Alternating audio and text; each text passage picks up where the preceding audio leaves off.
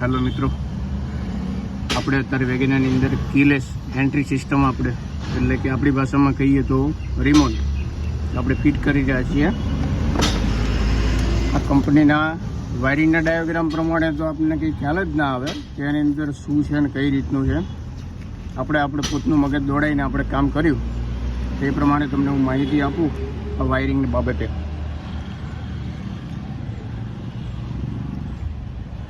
આ બંને વાયર છે કેસરી.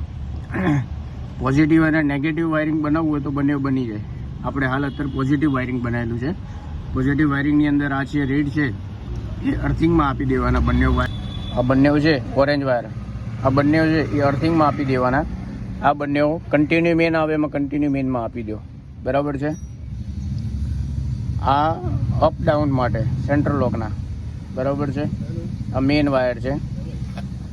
આ વાયર સાયરન માટે જાય, આગળ જે સાયરન આવે ને એના માટે જાય છે. આ વાયર અર્થિંગ માટે હોય અને આ બંને વાયર છે એ સાઇડ લાઇટ માટે હોય. અને આ વાયર બ્લેન્ક છે, આની કોઈ જરૂર નથી લગાવવા માટેની.